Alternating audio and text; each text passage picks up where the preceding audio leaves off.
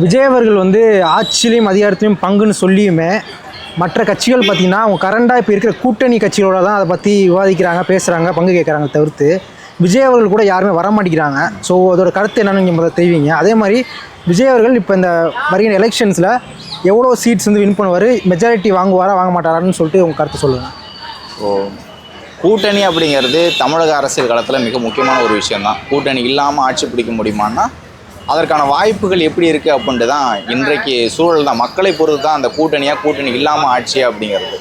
கூட்டணிங்கிற தேவையை பொறுத்து தான் ஆட்சியில் பங்கு அதிகாரத்தில் பங்கு அப்படிங்கிறத வந்து விஜய் அவர்கள் அறிவித்தார். நான் மட்டுமே வந்து ஆட்சி பிடிச்சிருவேன், நான் ஒரு ஆளே போதும், 234 தொகுதியிலையும் வெற்றி பெற்றுவேன் அப்படின்னா சொல்லலாம்.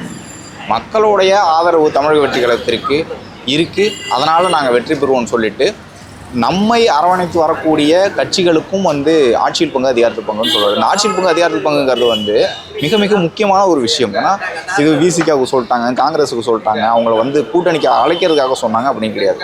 இங்கே உரிய பிரதிநிதித்துவம் இல்லாமல் நிறைய கட்சிகள் இருக்குது. ஒவ்வொரு சமூக கட்சிகளாக இருக்கட்டும் அல்லது சமயம் சார்ந்த இங்கே இருக்கக்கூடிய பிரதிநிதிகளாக இருக்கட்டும், அவங்களுக்கு அதிகாரத்தில் பங்கு கிடைக்கிறது. குறிப்பிட்டு நான் ஒரு ரிலிஜன் வைஸாக சொல்கிறேனே, இந்த கிறிஸ்தவர்கள் இஸ்லாமியர்களுக்கு வந்து எந்த அமைச்சரவை கொடுக்கப்படுது அப்படிங்கிற ஒரு கேள்வி தான். இப்போது அவங்களால வந்து எல்லா அமைச்சரவையிலும் ஈடுபட முடியும். அதே போல் இங்கே ஒடுக்கப்பட்ட மக்கள்லேருந்து வரக்கூடியவர்கள் வந்து எல்லா அமைச்சராகவும் இருக்க முடியும். ஆனால் இங்கே வாய்ப்பு கொடுக்கப்படுதானா இல்லை. ஏன்னா கூட்டணி கட்சிகளாக இருக்கக்கூடிய விசிகாவோ பாமகவோ இந்த மாதிரியான கட்சிகளுக்கு வந்து கூட்டணின்னு கொடுத்துட்டு அவங்களுக்கு ஆட்சியில் பங்கு கொடுக்க மாட்டாங்க. இப்போ விஜய் அவர்கள் என்ன சொல்கிறாருன்னா எல்லோருக்கும் சரியான ஒரு சமமான அதிகார பகிர்வு அப்படிங்கிறது தான் கூட்டணி ஆட்சி அப்படிங்கிறத சொல்கிறாரு. இந்திய அளவில் இதற்கு முன்பே திமுக காங்கிரஸ் கூட்டணி ஆட்சி இருந்திருக்குல்ல.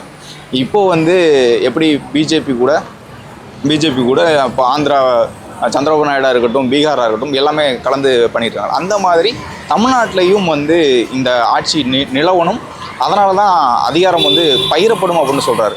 ரெண்டாவது சீமான் வந்து தன்னிச்சையாக நிற்கிறேங்கிறாரு, அதனால் அவர் எந்த லிஸ்ட்லையும் சேர்க்க முடியாது. இப்போ டிஎம்கேக்கும் ஃபுல்லாக வர முடியாது. தேமுதிக கட்சியை பற்றி சொல்லுவாங்க. இல்லை, அது வந்து விஜயகாந்தோட முடிஞ்சு போச்சு. அது ஒரு சகாப்தம்.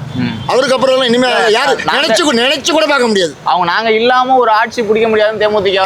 அது விஜயகாந்தோட முடிஞ்சு போச்சு. அந்த அம்மா சொல்லியெல்லாம் வேலைக்கு ஆகாது. திமுக வந்து 200 வெல்வோம் வந்து மறுபடியும் திராவிடம் 2.1 ஸ்டாலின் அவர்கள் பேசுகிறாங்க. இல்லை, அது வாய்ப்பே இல்லைப்பா. அந்த வாய்ப்பை இழந்து விட்டாங்க. அவர் மேலே குற்றம் சொல்ல முடியாது. ஆட்சி எப்படி இருக்கு இது? அவர் மேலே நான் குற்றம் சொல்ல முடியாது. அவர்கள் செய்த என்னதான் நீங்கள் செஞ்சு 20 வகை பலகாரம் வச்சது நடுவில் நரகளை வச்ச மாதிரி அவங்க மினிஸ்டர் செஞ்சதெல்லாம் ரொம்ப மகா தப்பு. எதை சொல்றீங்க? செந்தில் பாலாஜி எடுத்துங்க, எத்தனை பாலியல் நடந்திருக்குங்க. அது பெண்கள் மனக்கசப்பு உண்டாகிருக்கு. ரெண்டாவது அரசாங்க பைசா தான் மக்களுக்கு செலவு பண்ணணும், அது இலவசம் சொல்லக்கூடாது இல்லையா? அது பெண்கள் மனசில் ரொம்ப பாதிச்சிருக்கு. இவர் என்ன செயல்படுத்தணும்னு நினைக்கிறாரோ முதலமைச்சர், அது கீழே அவங்க செயல்படுத்தணும்ல. அவரை நான் குற்றம் சொல்ல விரும்பல. அவருக்கு 70 வயசு ஆச்சு. இதை செய்யுங்க அதை செய்யணும் வந்து சொல்கிறாங்க. அவரும் ஃபாலோ பண்ணி வர்றாரு. அவருக்கு அடிமட்டத்தில் எவன் செய்கிறான்னு அவருக்கு தெரியுமா? அவர் போய் பார்க்க முடியுமா? ஆனால் ரிசல்ட் தெரியும் அவருக்கு. இப்போ 2026 பிறகும் ஒரு மாற்றம் இருக்குமா தமிழ்நாட்டில்? அரசியல் ரீதியாக ஒரு மாற்றம் இருக்குன்னு நினைக்கிறேன். இல்லை, கண்டிப்பாக மக்கள் வந்து கஷ்டப்பட்டு இருந்தாங்க இல்லையா? கஷ்டப்பட்டவனுக்கு சுபிச்சம் கிடைக்குங்க. நல்லா அனுபவிச்சான் பிறந்த 5 வருஷம், அவனுக்கு கஷ்டம் கிடைக்குங்க. அது உண்மை. இது வந்து ஒரு பாடம். திமுக அமைச்சர்கள் எடுத்துக்கலாமா? இல்லை, தப்பு செஞ்சால் தண்டனை உண்டுண்ணே. நீ பழைய மாதிரிலாம் நீ எல்லாம் அதெல்லாம் கனவு காணாத, அதெல்லாம் வேலைக்கே ஆகாது. என்றைக்குமே அனுபவப்பட்டாதான் நமக்கு விஷயம் தெரியும். 25 வயசில் எனக்கு அனுபவப்படலை, இன்னைக்கு 67 வயசில் அனுபவப்படுறேன். உட்காந்த இடத்துல அடிப்பேன். இது நடக்கும், இது நடக்காது, போதும் எனக்கு எப்படி தெரியும்? நான் கற்றுக்கல, தானாக வந்தது அனுபவம் எனக்கு கற்றுக் கொடுத்தது. எனக்கு ஒரு தகப்பன், என்னுடைய தாய் தகப்பன் எனக்கு கற்றுக் கொடுத்தது, என் தாய் மாமா கற்றுக் கொடுத்தது. இன்றைக்கி எனக்கு எல்லாமே பேரு புக்குன்னு இருக்குது. ஆனால் அவங்க யாரும் இல்லை. அதுக்கும் நான் விஜய்க்காக தான் அவர் சொல்கிறது, உழைச்சா வேர்வை சிந்தினால் கண்டிப்பாக வேர் வைக்கும். ஒரு நாள் வேர் வைக்கும், அதில் வந்து மறுப்பே கிடையாது. நான் மக்களுக்கு சொல்கிறேன், தயவு செய்து இந்த அனாவசியமான செலவில் குறைச்சிட்டு, அதே மாதிரி ஓட்டு போடுறதுக்கு முன்னால் ஒரு நிமிஷம் நினச்சிப்பார், யாருக்கு போட போகிறோம். ஏன்னா நீ போடுறது தான் உன் தலையெழுத்தை மாற்றும். ஜாதகமே அதுதான். எவன் கையை வைக்கிறானோ அவனுக்கு தலையெழுத்து அங்கே தான் இருக்குது. அதை ஆள் பார்த்து நமக்கு செய்வானா மாட்டானா, நல்லவனா கெட்டவனா அப்படின்னு முடிவு ஒரு செகண்ட் அந்த ஓட்டு போடுறதுக்கு முன்னால். அதுக்கு முன்னால் என்னவெல்லாம் கற்பனை பண்ணிக்க வேணாம்னு சொல்லலை.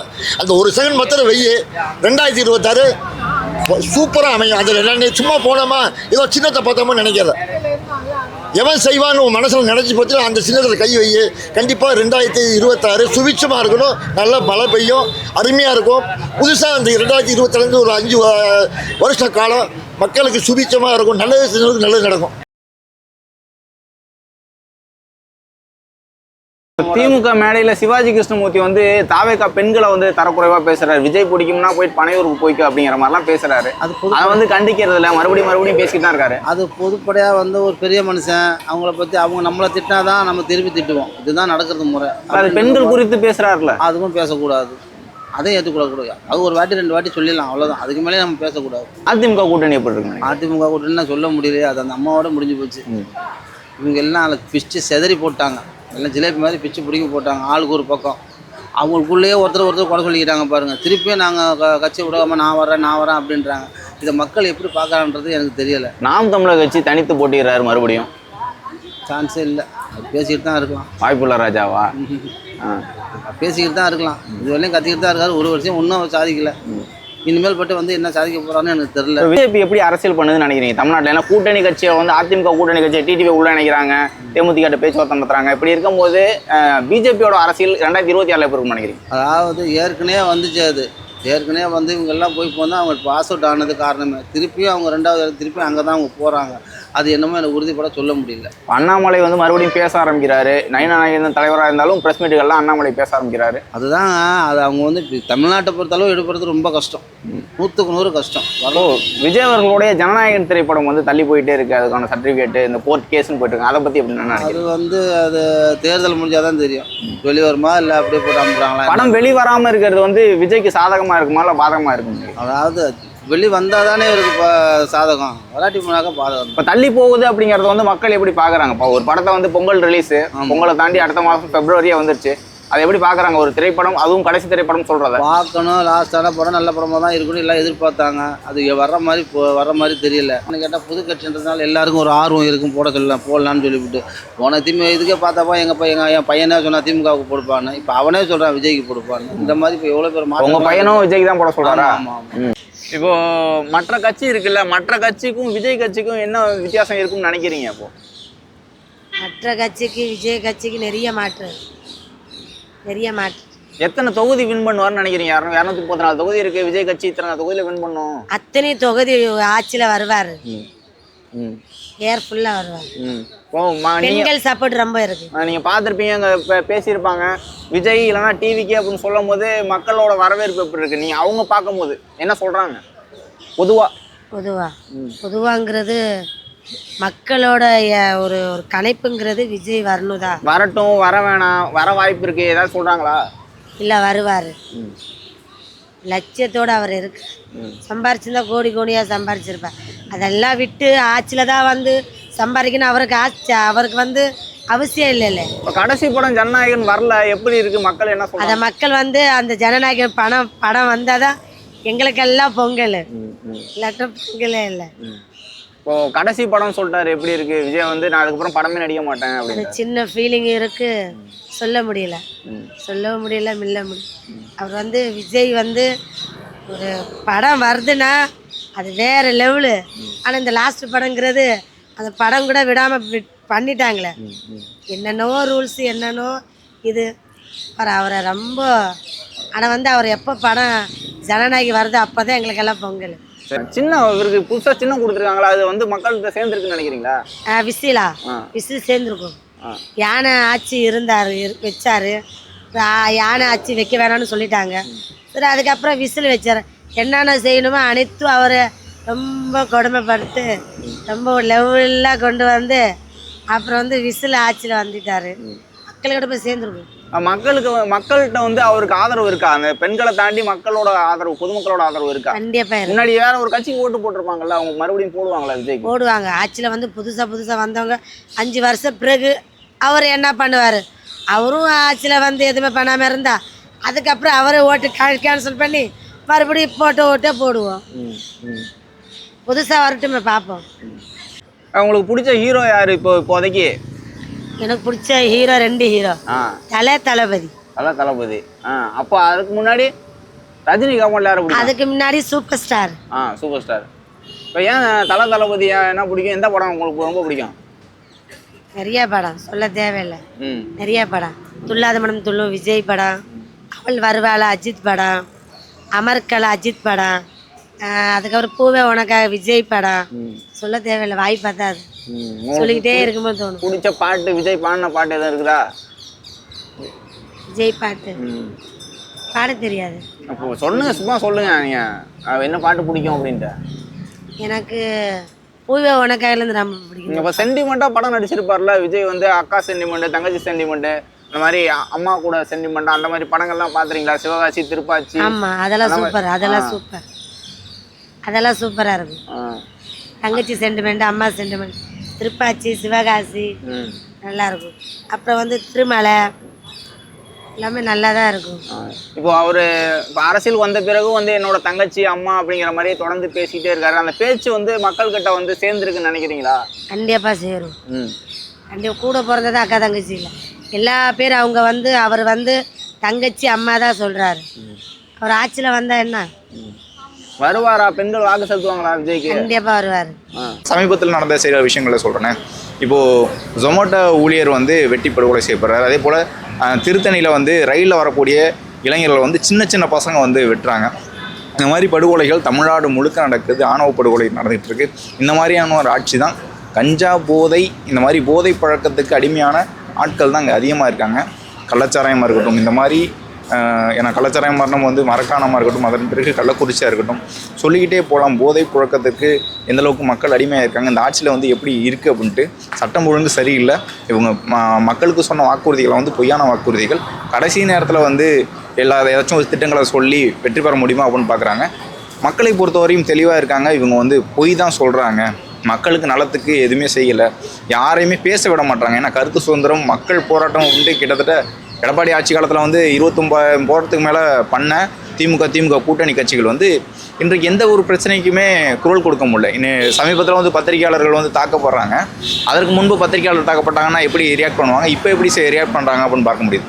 இவங்க பொய்யான வாக்குறுதிகள், மக்கள் நலன் சார்ந்து இல்லாமல் குடும்ப நலன் சார்ந்து மட்டுமே இருக்குது. தன்னுடைய மகனை வந்து துணை முதலமைச்சராகணும், தன்னுடைய மகனை வந்து முதலமைச்சராகணும் அப்படிங்கிற ஒரு கனவுல அதன் பிறகு வரக்கூடிய வாரிசுகளை வந்து அடுத்த கட்டத்தை வளர்க்கணும் அப்படின்ட்டு திமுக குடும்பம், மன்னராட்சி குடும்பம், தீய சக்தி திமுக வந்து வெற்றி பெறணும்னு நினைக்கிறாங்க. அது வந்து மக்கள்கிட்ட எடுபடல. தாவேக்காவுடைய நோக்கம் வந்து மக்களுடைய நோக்கம் தான். மக்கள் தான் தாவேக்காவை ஆதரிக்கிறாங்க. வந்தால் வெற்றி பெறுவார், இவர் தான் வர முடியும், இவர் தான் வந்தால் தான் திமுக ஒழிக்க முடியும் அப்படின்னு மக்கள் முடிவு பண்ணிட்டாங்க. அதனால் கண்டிப்பாக இந்த தீய சக்தி திமுகவோட ஆட்சியோட அவலங்களை பார்க்கும்போது தாவேக்காவிற்கு கண்டிப்பாக வாக்கு செலுத்துவாங்க அப்படின்னு தான் பார்க்க முடியும். தாவேக்காவுக்கு வந்து விசில் சின்னம் வந்து ஒதுக்கியிருக்காங்க தேர்தல் ஆணையம். ஸோ இதை பற்றி என்ன நினைக்கிறீங்க? இது வந்து மக்கள்கிட்ட ரீச் ஆகுமா? இதனால் ஓட் கன்வர்ஷன் நடக்குமா? இல்லை, தலைவர் விஜய் அவர்கள் சொன்ன மாதிரி மக்கள்கிட்ட ஆல்ரெடி ரீச் ஆயிடுச்சு அப்படின்னு தான் பார்க்க முடியுது. ஏன்னா ஸ்டாலின் அவர்களை எழுப்பி நீங்கள் கேட்டாலும் கூட விசில் தான் சொல்லுவார். அந்தளவுக்கு எதிர்கட்சிகள் சட்டசபையிலே பேசுகிறாங்க. அவங்க பேசலாங்கிறத தாண்டி அந்த ஒரு வார்த்தை, அந்த சின்னமே வந்து அவங்கள தூங்க விடல அப்படின்னு தான் பார்க்க முடியுது. சட்டப்பேரவையிலையும் அன்றைக்கே வந்து கட்சி வந்து எம்எல்ஏ ஆகலை, தேர்தலில் போட்டியிடலை, எதுவுமே பண்ணாத நிலையில் சட்டசபையிலே ஒலிக்குதுன்னா ஒவ்வொரு மக்களோட வீட்லேயும் வந்து விசில் இருக்குது தான். ஏன்னா இளைஞர்கள் எல்லாருக்குமே பிடிச்ச விஷயந்தான் விசில் அப்படிங்கிறது வந்து. அதனால் எல்லா இடத்துலையும் ரீச் ஆயிடுச்சு. இளைஞர்கள் மத்தியில், மக்கள் மத்தியில் ரொம்ப ரீச் ஆன ஒரு விஷயம்னால கண்டிப்பாக இது வெற்றி சின்னமாக தான் இருக்குது. இது வந்து எதிர்பார்க்கல. தமிழக வெற்றி கழகமாக இருந்தாலும் சரி, யாராக இருந்தாலும் இது எதிர்பார்க்கல. இந்த சின்னம் கிடைச்சிருமா அப்படின்ட்டு எதிர்பார்க்கல. எல்லோரும் எதிர்பார்த்த ஒரு சின்னம் அது கிடைச்சிருச்சு. மிகப்பெரிய ஒரு வெற்றியாக தான் அமையும். தமிழக வெற்றி கழகத்தை பொறுத்த வரைக்கும் 234 தொகுதிகளையும் தனித்தே போட்டியிட்டாலும் வெற்றி பெறுவோம் அப்படிங்கிற மாதிரி, பெரும்பான்மை பெறுவோம் அப்படின்ட்டு விஜய் அவர்கள் சமீபத்தில் பேசியிருக்காரு. கூட்டணி கட்சி கூட்டணி எப்போ முடிவாகும் அப்படிங்கிறது இன்னும் போயிட்டே இருக்கு. தனித்து நின்றால் வெற்றி பெற முடியுமா? எத்தனை தொகுதிகளில் வெற்றிக்கு வாய்ப்பு இருக்குன்னு நினைக்கிறீங்க? எவ்வளோ பர்சன்டேஜ் வாங்குவாங்கன்னு நினைக்கிறீங்க? ஓகே, இப்போ ஆளாளுக்கு வந்து ஒரு சர்வேங்க எடுத்துகிட்டு இருக்காங்க. ஒரு நியூஸ் சேனல்ஸும் சரி, ஒவ்வொரு சார்பு மீடியாக்களும் சரி சர்வே எடுத்துகிட்டு இருக்காங்க. பட் அஸ் அ காமன் ஆடியன்ஸாக என்னை விட்டுருங்க. ஊரில் மற்றவங்க பேசிப்பாங்க, சோஷியல் மீடியாவில் மற்றவங்க பேசிக்கிறது, ப்ளஸ் நம்மளோட ஓன் நேட்டிவில் பேசியிருப்பாங்கள்ல. ஸோ இந்த மாதிரி விஷயங்கள்லாம் பார்க்கும்போது தாவேக்காக்கு வந்து தமிழ்நாடு பூராவே ஓவராலே ஒரு நல்ல ஆதரவு இருக்குது. ஆனால் என்னென்னா இதை வந்து வெளி மீடியாக்கள் மற்ற யூடியூப் சேனல் வந்து வெளில சொல்கிறதுக்கு வந்து தயங்குறாங்க. ஏன்னா எதுக்காகனா அதை உண்மையை சொன்னாங்க அப்படின்னா அவங்களோட கட்சி வந்து வீக்காக போயிடும். புரிதுங்களா? ஸோ வந்து அதை சொல்கிறதுக்கு வந்து ஒரு பயப்படாமே சொல்லலாம். டிவிக்கு விஜய்க்கு வந்து அவ்வளோ மக்கள் ஆதரவு இருக்குது. குறிப்பிட்ட சீட் கன்வர்ஷன் பொறுத்தவரை பார்த்தீங்கன்னா சென்னையில் பொறுத்தவரை பார்த்தீங்கன்னா எல்லா தொகுதியிலுமே தாவேக்கு வந்து ஆல்மோஸ்ட் 30% ஓட்டுக்கு மேலே லீடிங்கில் இருக்குது. அது வந்து ரீசெண்டாக வந்து இப்போ இடமலம் ப்ளஸ் ஒரு 2-3 சேர்ந்த ஒரு ஏடிஎம்கே சப்போர்ட்டட் மீடியாஸ் எடுத்தாங்க. ஸோ அவங்களே வந்து அது ஏடிஎம்கே தாண்டி முன்னாடி இருக்குது. ஸோ அப்படி வந்து யோசிச்சு பாருங்கள், தாவேக்காவில் வந்து சென்னையில் வந்து தாவேக்கா வந்து கண்டிப்பாக ஒரு ஸ்வீப் வந்து கண்டிப்பாக பண்ணணும். அதே தவிர்த்து தமிழ்நாட்டில் இருக்க மற்ற மண்டலமான தெற்கு மண்டலம், இங்கிட்டு வந்து மதுரை சைடு, இங்கிட்டு டவுன் சவுத்து, எல்லா சைட்லையுமே குறிப்பாக தாவேக்காவுக்கு வந்து ஒரு பெரிய ஆதரவு இருக்குது. குறிப்பாக கன்னியாகுமரி, மதுரை, சிவகங்கை, விழுப்புரம், விருதாச்சலம், இந்த செங்கல்பட்டு, அந்த சரௌண்டிங்ஸ்லையும் சரி. அதே போல் அங்கிட்டு பார்த்தீங்கன்னா சவுத் சைடு பார்த்தீங்கன்னா புதுக்கோட்டை, தஞ்சாவூர் இந்த டிஸ்ட்ரிக்ட் இருக்கட்டும் சரி. இங்கிட்டு கொங்கு சைடு பார்த்தீங்கன்னா கோயம்புத்தூர், சேலம், நாமக்கல், ஏன் இன்க்ளூடிங் கரூரில் முதற்கொண்டு தாவேக்காவுக்கு வந்து பெரிய ஆதரவு இருக்குன்னு சொல்லலாம். மக்களோட எழுச்சி வந்து இதில் வந்து அப்படியே அப்பட்டமாகவே தெரியுது. இதற்கிடையில் பல பேர் வந்து ஃபேக் நெரேட்டிவ்ஸ் வந்து செட் பண்ணிட்டு இருக்காங்க. பட் அது எதுவுமே வந்து மக்களுக்கு முன்னாடி எடுப்படையப்படாது. எல்லாருமே மக்கள் வந்து கவனிச்சுக்கிட்டே இருப்பாங்க, பார்த்துட்டே இருப்பாங்க. பேசுறியா, எவ்வளோ பேச முடியுமோ பேசு. 117 வெற்றி பெற முடியுமா? அதே போல வந்து எத்தனை தொகுதிகள் அப்படின்னு கண்டிப்பாக தாவேக்கானால் 117 கூட வெற்றி பெற முடியும். ஏன்னா என்னோட கணிப்புப்படி குறைஞ்சது 150லேருந்து 200க்குள்ளே ஒரு ஆவரேஜாக ஒரு நம்பர் எடுப்பாங்கன்னு என்னோட கணிப்பு இருக்குது. வாக்கு சதவீதமாக எப்படி இருக்கும்னு நினைக்கிறேன். இல்லை, வாக்கு சதவீதம் பார்த்தீங்கன்னா 3 முனை போட்டியா 4 முனை போட்டியா? வாக்கு சதவீதம் பார்த்தீங்கன்னா பொதுவாக தமிழ்நாடு இருக்க எல்லா தொகுதியிலையுமே திமுக, தாவேக்கா, நாம் தமிழ்லாம் போட்டிடுறாங்க. பட் தாவேக்காக்கு பார்த்தீங்கன்னா எல்லா தொகுதியிலுமே கிராஜுவலாகவே ஒரு 25லேருந்து 35க்குள்ளே கிராஜுவலாக இருக்குது. எலெக்ஷன்ஸ்க்கு இன்னும் ஆல்மோஸ்ட் 1.5 மாதத்துக்கு இருக்குது. ஸோ அப்படிங்கும்போது இப்போ கிராஜுவலாக இந்த ரேஞ்சில் போயிட்டு இருந்துச்சு அப்படின்னா கண்டிப்பாக இன்னும் ஒரு கேம்பெயின்லாம் பண்ணுறாரு, ஒரு தொகுதி வரையாக கோட் ஆஃப் கண்டக்ட் வந்ததுக்கப்புறம் ஒரு தொகுதி வரையாக போகிறாரு அப்படின்னா அது வந்து வேறு லெவலில் ஒரு 2x மடங்கு பூஸ்ட் ஆகும். அதே மாதிரி இங்கே 4 முனை போட்டி, 3 முனை போட்டி தான் சொல்லிட்டு இருக்காங்க. பட் என்னை பொறுத்தவரைக்கும் 2 முனை போட்டி மட்டும் தான், இவர் 2 பேர் தான் போட்டி. ஒன்று டிவிக்கு, இன்னொன்று டிஎம்கே. விஜயர்கள் வந்து தெளிவாக சொன்னார், அதான் களத்துலேயுமே களத்துலேயுமே ரிஃப்ளெக்ட் ஆகிட்டுன்னு சொல்லலாம். ஏன் அப்படின்னா ஏடிஎம்கேயும் நாம் தமிழரையுமே யாருமே ஒரு பொருட்டாகவே பெருசாக மதிக்கலை. என்றைக்கு அவங்க பாஜகவோட போய் சேர்ந்தாங்களோ அதே மாதிரி நாம் தமிழர் என்றைக்கு பாஜக வந்து சப்போர்ட் பண்ண ஆரம்பித்தாங்களோ அதுலேருந்து 2 கட்சியுமே தமிழக மக்கள் வந்து இப்போ சுத்தமாக புறக்கணிக்க ஆரம்பிச்சிட்டாங்க. ஸோ போட்டி வந்து டிஎம்கே விசஸ் டிவிகே தான். திமுக ஆட்சி சரியில்லைன்னு சொல்லிட்டு தான் விஜய் அவர்கள் வந்து தாவேக்க ஆரம்பிச்சிருக்கிறாரு. ஸோ இந்த 4 ஆண்டுகளில் திமுகவோட ஆட்சி வந்து எப்படி இருந்துச்சு? திமுக ஆட்சிக்கு வந்ததுக்கு காரணமே வந்து பொய் தான். முதல்ல வந்து மக்களை ஏமாற்றக்கூடிய பொய்களை தான் வந்து சொன்னாங்க தேர்தல் வாக்குறுதியாக. முதல் பொய்யை வந்து நீட் ரத்து.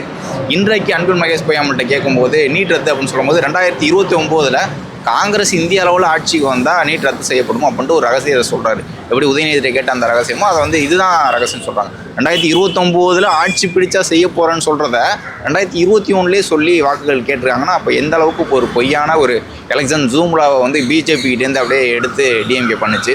அது மட்டும் இல்லாமல் அனைத்து மகளிருக்கும் 1000 ரூபாய்ன்னு சொல்லிட்டு அப்புறம் அதன் பிறகு இல்லைன்னு சொல்கிறது, அப்புறம் தேர்தல் நேரத்தில் எல்லாத்துக்கும் கொடுக்குறோம் அப்படின்னு சொல்கிறது, லேப்டாப் திட்டத்தை வந்து நிறுத்திட்டு எலெக்ஷன் நேரத்தை அறிவிக்கிறது, இந்த மாதிரி மக்களை கவரக்கூடிய, அதுவும் தேர்தலுக்கு வாக்குகளுக்கு மட்டுமே கவரக்கூடிய அளவில் தான் அவங்களோட செயல்பாடுகள் இருக்குது. கடன் ரத்தாக இருக்கட்டும், அதே போல் பணியாளர்கள், அது செவிலியர்களாக இருக்கட்டும், அதே போல் அரசு ஊழியர்கள், ஆசிரியர்களாக இருக்கட்டும், எல்லோருக்குமே வந்து அந்த பென்ஷன் திட்டத்தை அறிவிச்சுட்டு அதையும் கடைசியில் வந்து ஒரு அறிவிப்பு வெளியிடுறாங்க. இவ்வளோ நாள் போராட்டம் எடுத்தாங்க. ஒரு போராடக்கூடியவர்கள் வந்து இறக்கக்கூடிய ஒரு சூழல் கூட இருக்குது. தொடர்ந்து போராட்டங்கள்லாம் இருந்து இந்த மாதிரியான ஒரு ஆட்சி தான். அதுவும் பெண்களுக்கு எதிரான குற்றங்கள் வந்து மிக தீவிரமாக, மிக அதிகமாகவே நடக்குது அப்படின்னு பார்க்க முடியுது திமுகவோட ஆட்சியில் வந்து.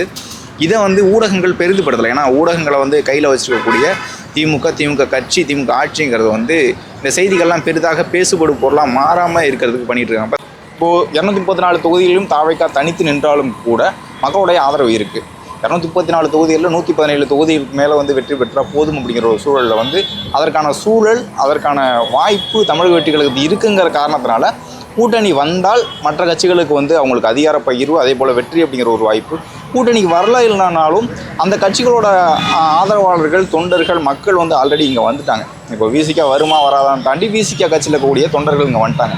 காங்கிரஸ் வருமா வராதாங்கிறத தாண்டி காங்கிரஸில் இருக்கக்கூடிய தொண்டர்கள் வந்துட்டாங்க. இப்படி தமிழ்நாடு முழுக்க நாம் தமிழர் கட்சியாக இருக்கட்டும், மற்ற கட்சிகளாக இருக்கட்டும், எல்லா கட்சிகளிலுமே இருக்கக்கூடிய வாக்குகள் தான் இங்கே வரப்போகுது. ஏன்னா தளபதி அவர்களுடைய ரசிகர்கள் வந்து எல்லா கட்சியிலுமே இருந்தாங்க. இதுக்கு முன்பு வந்து மக்கள் மாற்றி தான் வாக்கு செலுத்தியிருக்காங்க. இப்போ விஜயகாந்த் அவர்கள் வாக்கு செலுத்தினாங்க, சீமான் அவர்கள் வாக்கு செலுத்தினாங்க, பாமக அவர்களுக்கு அன்புமணி அவர்கள் வாக்கு செலுத்தியிருக்காங்க. அந்த வாக்குகள் மாறின மாதிரி இந்த முறை தமிழக வெற்றி கழகத்திற்கு மற்ற கட்சிகளுக்கு வாக்கு செலுத்தவோ தான் வாக்கு செலுத்த போகிறாங்க. அப்போது கூட்டணி வந்தாலும் சரி வரலனாலும் சரி தனி பெரும்பான்மையில் வந்து வெற்றி பெறக்கூடிய ஒரு சூழல் தான். விசில் சின்னம் வந்து எல்லா இடத்துலையுமே போய் சேர்ந்துருக்கு. விஜய் அவர்களுடைய பரப்புரையாக இருக்கட்டும், மக்களுடைய ஆதரவாக இருக்கட்டும், விஜய் அவர்கள் எந்த ஒரு திமுக மாதிரி பொய்யான வாக்குறுதிகளை சொல்லிட்டு வந்து வெற்றி பெற்றுவோம் அப்படின்னா சொல்லலை. மக்களுக்கு என்ன நல்லா செய்ய முடியுமோ அதை நான் செய்கிறேன் அப்படின்ட்டு உண்மையை சொல்லி தான் வாக்கு கேட்குறாரு. அதற்கு கண்டிப்பாக வாக்கு இருக்குது. கூட்டணி கட்சிகள் வந்து வரேன்னு சொல்லிட்டு ஏமாத்துறதா இருக்கட்டும், இல்லைனா வராமல் தன்னுடைய சுய லாபத்துக்காக மற்ற கட்சிகள் கூட மறுபடியும் கூட்டணி சேர்றதா இருக்கட்டும், அதெல்லாம் மக்கள் பார்த்துக்கிட்டு தான் இருக்காங்க. இவங்க எந்த லாபத்துக்காக திமுக கூட்டணி போகிறாங்க, எப்படி அதிமுக கூட்டணி போகிறாங்க, எப்படி தனியாக ஒரு கூட்டணி அமைக்கிறாங்க, என்னென்ன காரணம் அப்படின்னு பார்த்துக்கிட்டு இருக்க நிலையில் அந்த தொண்டர்கள் ஆல்ரெடி தமிழக வெற்றிகளுக்கு வந்துட்டாங்க. அதனால் ஒட்டுமொத்த கட்சிகளில் இருக்கக்கூடிய தொண்டர்களும் பொதுமக்களுடைய வாக்குகளை வச்சு தமிழக வெற்றி கழகம் தனிப்பெரும்பான்மை 2026 பெறும். விஜய் அவர்கள் முதலமைச்சர் ஆவார் அப்படிங்கிறது தான் உண்மை.